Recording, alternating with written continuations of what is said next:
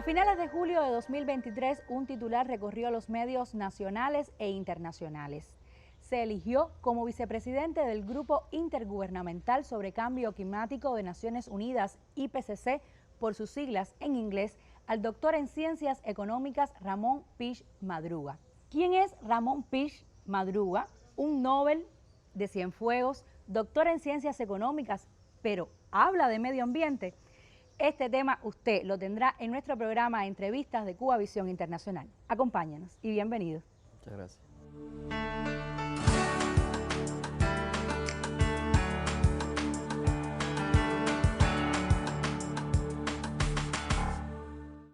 En julio de 2023, el doctor en Ciencias Económicas Ramón Pich Madruga fue electo vicepresidente del Grupo Intergubernamental sobre Cambio Climático, IPCC, por sus siglas en inglés. ¿Por qué? ¿Cómo llega a esta elección? ¿Y cuál es el sentido de esta institución de Naciones Unidas? Bueno, el Grupo Intergubernamental de Expertos sobre Cambio Climático fue creado en 1988 por la Organización Meteorológica Mundial y el Programa de Naciones Unidas para el Medio Ambiente. Es una institución de Naciones Unidas intergubernamental, pero al mismo tiempo es una institución científica que se dedica, tiene como mandato evaluar la bibliografía especializada sobre la ciencia del cambio climático. Y para llevar a cabo este mandato se ha estructurado en torno a 3 grupos de trabajo principales. El primero de ellos sobre la ciencia del cambio climático desde la perspectiva de sus bases físicas. Un segundo grupo sobre impactos, vulnerabilidad y adaptación ante el cambio climático. Y el tercer grupo de trabajo sobre mitigación del cambio climático, además un grupo especial sobre inventario de gases de efecto invernadero.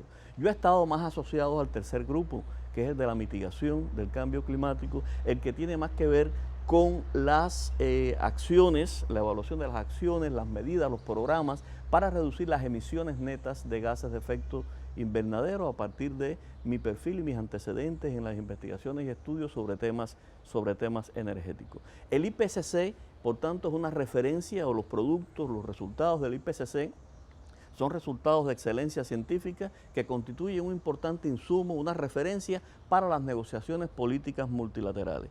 Pero como tal, la institución es académica, es científica, pone a disposición de los gobiernos y otros actores internacionales sus resultados, los resultados de su evaluación, pero sin hacer recomendaciones de política. O sea, el IPCC no recomienda a nadie, a ningún gobierno, una u otra política, pone sobre la base los resultados de esa evaluación desde la perspectiva de distintas disciplinas, no solo las ciencias de la atmósfera, sino también la economía, otras ciencias naturales, análisis históricos, en fin. ¿Y cuánto implica que un cubano sea vicepresidente de este grupo de expertos intergubernamental? ¿Cuánto pudiera ayudar a las negociaciones? ¿Cuánto pudiera ayudar a la conformación de ese tipo de informes, sobre todo para el desarrollo de los países del sur global y su implicación en el tema del cambio climático? Bueno, una de las condiciones, digamos, para que los resultados de esas evaluaciones del IPCC sean balanceadas, sean equilibradas y tomen en cuenta los puntos de vista de las distintas regiones, de los distintos países, es que sus equipos de trabajo, es decir, tanto el buró de esa institución como los equipos de trabajo de cada uno de los grupos del IPCC incorporen representantes o expertos de las distintas regiones y países. Para Cuba, por supuesto, es importante tener una presencia ahí. Cuba es un país que ha desarrollado ampliamente, ha hecho importantes contribuciones científicas. Por supuesto que es una prioridad al más alto nivel de gobierno, todo lo que tiene que ver con el enfrentamiento al cambio climático. Se ha incorporado este tema como un reto para el desarrollo, a los documentos principales de las transformaciones socioeconómicas en marcha en el país, el Plan Nacional de Desarrollo Socioeconómico hasta 2030, la nueva Constitución incorporan estos temas y el Plan de Estado Tarea Vida, que fue aprobado en el año 2017 y que se ha mantenido como expresión de esta alta voluntad política en el enfrentamiento al cambio climático. No es mi presencia la única que ha tenido Cuba en el IPCC, ha habido un grupo importante de autores también, de los que participan ya directamente en la evaluación, que también son científicos cubanos y han recibido también el reconocimiento de ser miembro de esta institución científica intergubernamental. ¿Sorprendido con la elección? ¿Es un reto personal? ¿Cómo lo toma usted? Bueno, sin lugar a duda que siempre una elección de esta naturaleza y a este nivel del buró del IPCC, una de las 3 vicepresidencias, siempre es un reconocimiento a la trayectoria de trabajo en esta institución. Yo participo en ella, en el buró de esta institución desde 1997, pero en modo alguno puede verse como un resultado individual. Como decía, detrás está tanto la formación, la educación misma que he tenido en el país, el propio desarrollo de la ciencia, es muy importante la colaboración interinstitucional. Yo pienso que mi participación, ya no este resultado específico, sino mi participación en general a esa instancia, en el buró del IPCC, responde a las alianzas interinstitucionales, al desarrollo de esa colaboración interinstitucional en el país. Y data desde inicios de la década de 1990, como la propia dirección del Instituto de Meteorología establece alianza estratégica con el Centro de Investigaciones en la Economía Mundial para complementar a los análisis que ellos realizaban desde el punto de vista de la ciencia de la atmósfera, análisis económicos, análisis sociales que permitieran un espectro más amplio, un resultado más amplio, con todos los componentes multidisciplinarios y transdisciplinarios que requieren este tipo de estudios. Y ahí vamos, entonces un economista hablando de energías renovables, hablando de cambio climático, ¿no resulta un poco paradójico? Porque realmente ese tipo de temas generalmente lo vemos en geólogos, biólogos. ¿Por qué un economista? Bueno, justamente porque ese es un tema que ha evolucionado mucho en el tiempo, en la misma medida en que ha calado y que está influyendo cada vez más en la vida de la sociedad, de la humanidad. O sea, a inicios efectivamente la ciencia del cambio climático se concentraba más en estudios de los cientistas de la atmósfera con una perspectiva desde las bases físicas de la ciencia del cambio climático, las perspectivas de las ciencias naturales, pero gradualmente este tema ha pasado a ser una gran preocupación de la humanidad con importantes aristas, no solo desde las ciencias naturales, sino también desde el punto de vista económico, desde el punto de vista social, los impactos que tiene el cambio climático prácticamente en todos los sectores de la economía, en la agricultura, en el turismo, en la salud, también en sectores sociales, en la salud, en relación con los recursos de agua dulce, en fin, una presencia en todos los sectores, un impacto, y bueno, ese impacto hay que medirlo, ese impacto se mide en términos no solo de las ciencias naturales, sino también desde el punto de vista de sus impactos económicos, sus costos sociales, y para eso hacen falta economistas, hacen falta sociólogos, también historiadores, porque el cambio climático no solo puede estudiarse desde el punto de vista de lo que sucede o lo que ha sucedido en años recientes, en décadas recientes, sino también en décadas muy anteriores. Hay que tener en cuenta que las emisiones de gases de efecto invernadero, algunas de ellas tienen una presencia en la atmósfera de más de 100 años. Por tanto, a la hora de pensar en responsabilidades de los distintos países y grupos de países, hay que verlo con una perspectiva histórica, porque, repito, tienen una presencia en esas concentraciones actuales de gases de efecto invernadero, una presencia de más de 100 años. De manera que los economistas sí, igual que los sociólogos, no soy el único economista ni el único representante de las ciencias sociales en el IPCC, ha ido aumentando gradualmente al ritmo de la demanda que tiene la propia ciencia de incorporar estos análisis más amplios, multi y transdisciplinarios en los estudios sobre el cambio climático. Pish, usted una vez señaló que el cambio climático no es un problema del futuro, sino es ya un problema del presente, pues sus efectos se observan en todos los continentes y océanos, y con el tiempo se irán potenciando y agravando si no se avanza en la celeridad que se requiere, y los costos y riesgos serán cada vez mayores. ¿Es el cambio climático un freno al desarrollo o un reto al desarrollo? Bueno, ese mensaje es totalmente vigente en la actualidad. Estas altas temperaturas que tenemos en este momento en el hemisferio norte responden justamente a ese calentamiento, a ese reforzamiento del calentamiento global. Las temperaturas de los años más recientes son de las más altas que se han experimentado. Cada año se rompen nuevos récords en relación con las altas temperaturas, y esto efectivamente tiene un conjunto de impactos que llegan a todos los continentes, llegan a todos los océanos, y por supuesto afectan más a aquellos países, a aquellas comunidades, a aquellas personas más vulnerables, aquellos que muchas veces son los que menos han contribuido al problema, pero sin embargo, están siendo los más afectados. Es un reto para el desarrollo y eso es importante decirlo de esa forma, porque va más allá de lo climático, va más allá de lo ambiental y, como decía antes, cala, penetra, impacta sobre todos los sectores socioeconómicos. Y por tanto hay que verlo de esa manera. Si no se actúa de manera inmediata y con reducciones significativas en las emisiones, en la reducción de las emisiones de gases de efecto invernadero, la posibilidad de mantener el incremento de la temperatura por debajo de ciertos umbrales, como pudiera ser 1.5 grados Celsius o 2 grados Celsius con relación al periodo preindustrial, esa posibilidad se va diluyendo y se va perdiendo en el tiempo y, repito, se afectarían más aquellas comunidades y países y personas más vulnerables, más pobres, independientemente de que las afectaciones serían para todos. Y ahí vamos, que hay iniciativas que se han tomado, que es verdad que llevan un análisis contextual desde el punto de vista evolutivo, desde la mirada que se le hace al cambio climático, pero ha estado el protocolo de Kioto, el Acuerdo de París.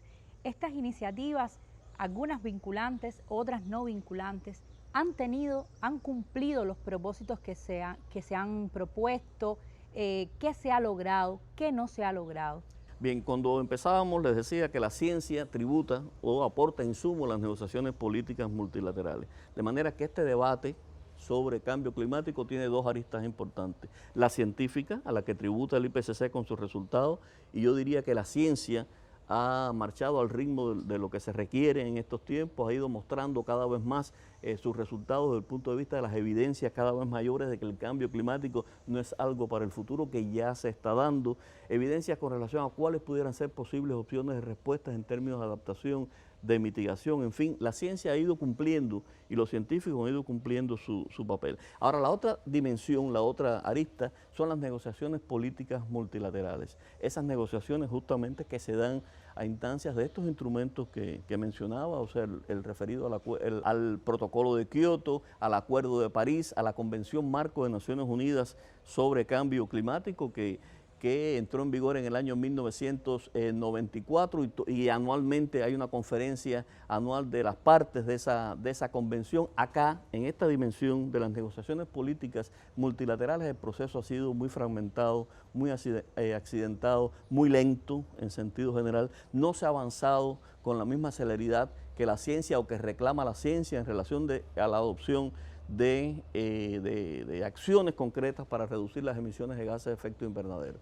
Y al punto que, por ejemplo, ahora con el Acuerdo de París, cada país hace contribuciones en cuanto a reducción de emisiones de gases de efecto invernadero y a otros temas. Y si se agregan todas esas contribuciones que hacen todos los países, realmente las emisiones, el ritmo de las emisiones sería mucho mayor que el ritmo que demandaría la ciencia para, repito, mantener el incremento de la temperatura dentro de esos límites que señalaba, 1.5 grados Celsius o 2 grados Celsius con relación al periodo preindustrial. Es decir, que ahí hay que trabajar mucho, hay que ganar en términos de acciones concretas e inmediatas. El tema de la inmediatez es fundamental porque las ventanas de oportunidad se van cerrando y los que más tienen que perder, como decía antes, son los que menos han contribuido a la generación y reforzamiento de ese problema. Hacemos una pausa en nuestra conversación. De inmediato volvemos a hablar con el doctor en Ciencias Económicas Ramón Pich Madruga, experto cubano en temas medioambientales, y también, para que se quede para cuando volvamos, ¿por qué le dije ahorita que era un premio Nobel? Ya volvemos.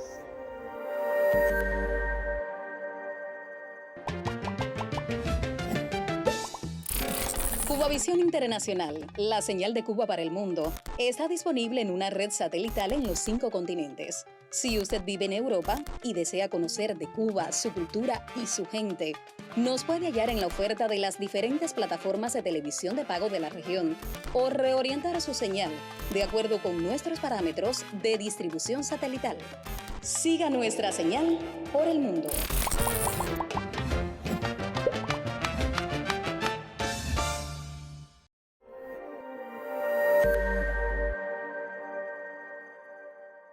Seguimos en nuestro programa Entrevista de Cubavisión Internacional, y antes de la pausa le hablaba de que había un cubano de Cienfuegos que tenía un premio Nobel. Explíqueme un poquito de eso, Pich.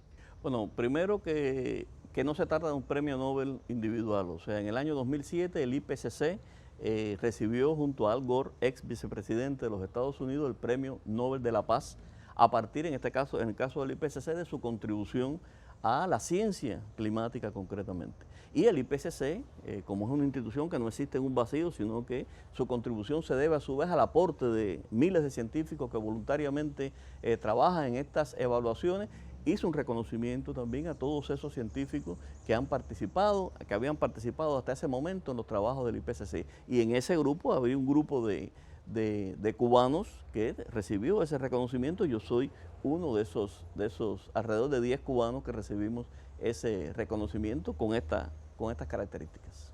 La Habana será en septiembre sede de la cumbre del G77 más China. En estos países se encuentran pequeños estados insulares que tienen una fuerte incidencia del tema del cambio climático. ¿Qué propuestas e iniciativas concretas se llevan a esta cumbre y qué propuestas e iniciativas concretas desde Naciones Unidas hay para el tema del cambio climático en los pequeños estados insulares? Bueno, primero es bueno comenzar recordando que este año, todo el año 2023, Cuba ejerce la presidencia del Grupo de los 77 más China, y que esta cumbre, que efectivamente se efectuará en el mes de septiembre, tiene como tema central los temas de ciencia y tecnología para el desarrollo, y en este sentido, por supuesto, se espera una amplia participación de los países en desarrollo con esa perspectiva de los países en desarrollo, y acá el tema del cambio climático, por supuesto, que va a estar presente toda vez que constituye un importante reto para el desarrollo, como ya señalábamos. Y decíamos también que dentro del análisis del cambio climático, los que más tienen que perder y los que más están perdiendo, los más vulnerables, son justamente países que poco han contribuido a la generación y el reforzamiento de este problema, y en ese grupo de países vulnerables se incluyen los pequeños estados insulares en desarrollo, que son un caso especial en el vínculo entre medio ambiente y desarrollo, y repito, sufren especialmente los impactos del cambio climático. Tengamos en cuenta, por ejemplo, que entre las implicaciones de este reto global está el incremento del nivel del mar. O sea, hay sencillamente algunas de estas islas con costas bajas y poca altitud, algunas pudieran desaparecer si se dan los escenarios más pesimistas con relación al cambio climático. O sea, eso es un tema que afectaría, y otras, aunque no desaparezcan, perderían unas partes considerables de sus territorios, afectaciones a la agricultura, afectaciones al recurso agua, a la cantidad y calidad, a la disponibilidad de este recurso agua, además, como decía, de afectaciones en todos los sectores socioeconómicos, el turismo, por ejemplo, un sector que es clave para los pequeños estados insulares, en fin, prácticamente todos esos sectores socioeconómicos. Ahí, por supuesto, como parte de las propuestas, hay un conjunto de proyectos. Cuba misma tiene un conjunto de proyectos específicos que se refiere a estos temas. Cuba ha brindado una colaboración importante a los pequeños estados, a otros pequeños estados insulares en desarrollo. Cuba forma parte de esa alianza de pequeños estados insulares como archipiélago, y porque también siente muchos de estos impactos negativos, y ha colaborado en temas específicos del cambio climático, en evaluaciones climáticas, y también en sectores muy sensibles como la educación, la salud, etcétera, que contribuye esa colaboración a reforzar la capacidad de respuesta de esos países ante estos retos. Y se espera que esa cumbre también aporte en esa dirección, la necesidad de que la cooperación sur-sur, de que esa colaboración sur-sur, además de la necesaria contribución que tienen que hacer los países que más han generado y reforzado este problema, que son los países altamente industrializados, además de esa cooperación norte-sur, la colaboración sur-sur es fundamental como alianza, como un ingrediente estratégico de las estrategias globales de respuesta desde la perspectiva de los países en desarrollo. Pish, usted y varios investigadores del Centro de Investigaciones de la Economía Mundial han dedicado mucha de su producción académica a dos temas muy relevantes en el ámbito cubano. Uno es las afectaciones del bloqueo de los Estados Unidos a Cuba, principalmente en el área de cómo enfrentar el tema del cambio climático, y el otro ha sido el proceso de evolución en el pensamiento y en la obra de Fidel Castro acerca del cuidado del medio ambiente. ¿Cómo usted ha visto esa evolución del pensamiento de Fidel, y también cuáles han sido los contextos y detonantes que han marcado la vida y obra de Fidel en el tema del medio ambiente? Bueno, con relación al tema del bloqueo, recordar que el bloqueo efectivamente es un importante obstáculo para el desarrollo de Cuba. Cuba, desde el punto de vista del enfrentamiento al cambio climático, le otorga a este tema una gran prioridad, no solo desde el punto de vista científico, como decía antes, sino que desde el punto de vista de la voluntad política al más alto nivel está presente y se ha expresado en todos los planes, en el propio Plan de Estado, Tarea, Vida y otros programas que mencionaba con anterioridad. Ahora bien, el bloqueo como ese obstáculo para el desarrollo frena también obviamente el cumplimiento de la agenda climática que tiene Cuba, restringe los financiamientos, restringe el acceso a tecnologías necesarias y lógicamente por esa vía afecta considerablemente la agenda climática en general y la agenda de enfrentamiento al cambio climático en particular, y eso consta en las distintas comunicaciones nacionales que ha hecho Cuba a la Secretaría de la Convención Marco de Naciones Unidas sobre el Cambio Climático. Y con relación al pensamiento de Fidel, efectivamente, desde los primeros años de la revolución ya había una preocupación del líder Fidel Castro con relación a estos temas. Él reconocía desde esos primeros años la necesidad de integrar los temas del desarrollo y los temas de la preservación ambiental. Y después gradualmente fue incorporándose ese tema con mucha fuerza, no solo a su pensamiento, sino también en sus distintas intervenciones, en sus reflexiones, en sus análisis. El libro La crisis económica y social del mundo, que fue publicado en el año 1983 y que justamente en este año 2023 cumple 40 años de su publicación, no aparece ahí un capítulo específico sobre medio ambiente, pero ya en ese libro de 1983 Fidel incorporaba preocupaciones ambientales en los capítulos sobre agricultura y en el capítulo sobre la crisis energética. Con posterioridad ya este tema ocupa, como decía, un espacio mucho mayor en sus análisis, en sus reflexiones, en sus intervenciones, llamando la atención acerca de los patrones irracionales de consumo de los países altamente industrializados y cómo estos patrones también se transferían hacia los países en desarrollo muchas veces, a las restricciones que tenían los países en desarrollo en términos de financiamiento y acceso a las tecnologías para poder participar de manera más activa en todos estos esfuerzos orientados al desarrollo sostenible. Un momento clave de ese pensamiento fue sin lugar a duda su participación directa en la cumbre de la Tierra, en la Conferencia de Naciones Unidas sobre Medio Ambiente y Desarrollo, un discurso muy corto pero tan contundente y tan digamos, vigente actualmente que uno lo escucha y parece que estamos justamente en esa... Una especie está en peligro. Exacto, una cápsula pero fundamental que llama la atención y hablaba de una especie, está en peligro de extinción, la especie humana, y creo que los años más recientes, todo lo que ha sucedido con la pandemia revela en definitiva la profundidad y claridad de ese planteamiento. Pich, somos sobrevivientes de la primera pandemia del siglo XXI, la pandemia de la COVID-19. Y pareciera que la humanidad ha evolucionado tanto que tendríamos que haber estado mejor preparados para la pandemia, teníamos que haber tenido un enfrentamiento más equitativo a la pandemia, tanto del acceso a la salud, a las vacunas, y luego teníamos que haber aprendido, creo yo, un poco más de la pandemia de la COVID-19. ¿Es así? ¿Usted lo valora de esa manera? ¿Y cómo emanan de la pandemia de la COVID-19 enseñanzas o algo que debiéramos tomar para el manejo de la economía mundial y también del cuidado del medio ambiente? Mira, sobre las lecciones de la COVID-19 y su vínculo con el cambio climático pudiéramos estar hablando mucho rato, pero voy a limitarme a señalarte 5 temas que creo que concluyen y aportan en la dirección de su pregunta. El primero de ellos es el hecho de que no se puede pensar en solucionar problemas de esta naturaleza como la COVID-19 o como el tema del cambio climático desde perspectivas neoliberales, con un enfoque neoliberal y los efectos de ese neoliberalismo ultranza en muchos lugares, por supuesto que reforzó los impactos negativos. De manera que no se puede pensar, repito, en soluciones de corto plazo ante fenómenos de esta naturaleza. Un segundo tema es la revalorización de la ciencia se reconoció la importancia de la ciencia, el papel de los científicos. Creo que en Cuba también existe una alta voluntad política en esa dirección. Ya el Palacio de la Revolución prácticamente es el Palacio de la Ciencia, casi todos los días hay reuniones ahí entre académicos y el presidente, distintos macroprogramas que funcionan, distintas acciones que tributan a esta interconexión necesaria entre la ciencia y el gobierno, y esa es una lección, claro, en Cuba estaba desde antes, pero una lección importante que quedó para el mundo, la necesidad de oír a la ciencia, escuchar a la ciencia y tratar de tomar decisiones bien informadas a partir de los resultados de la ciencia. Un tercer tema tiene que ver con la necesidad de fomentar el desarrollo local.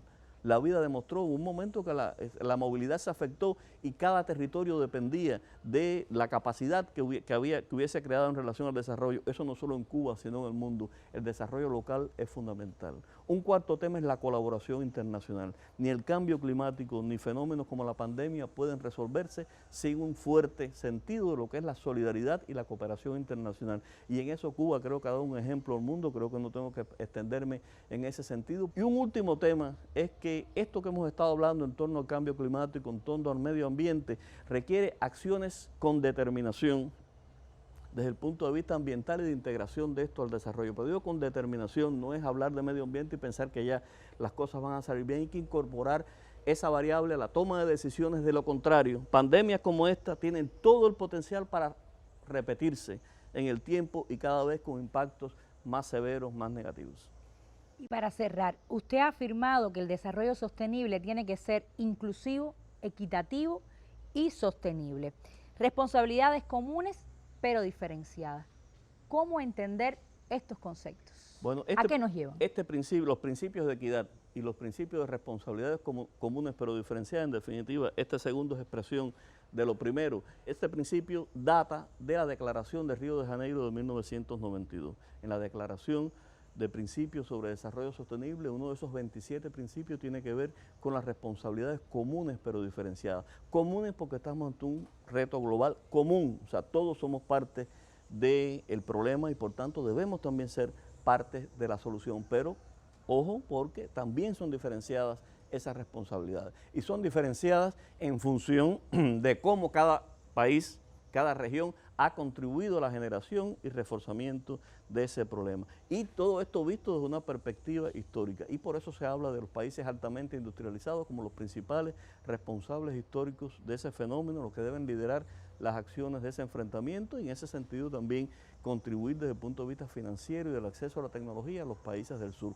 Esa es una de las banderas de la negociación internacional de parte de los países en desarrollo, de parte de los países del grupo de los 77 más China, y por tanto Cuba en estos momentos como presidente de ese grupo la tiene incorporada con mucha fuerza, no solo en su discurso, sino también en su acción, porque es la manera de garantizar que las soluciones sean justas, es la manera de garantizar justicia climática. O sea, no es solo pretender solucionar a ultranza, digamos, con acciones de corto plazo o acciones de cualquier naturaleza, sino que se requiere equidad, se requiere una participación de todos, pero con equidad y con justicia climática. Le agradezco a usted, doctor Ramón Pich Madruga, por acompañarnos en nuestro programa Entrevista y por prestigiarnos con su presencia. Por supuesto, también por sus valoraciones. A usted, si quiere conocer personalidades así de interesantes y otras historias por contar, sintonícenos siempre por Cuba Visión Internacional.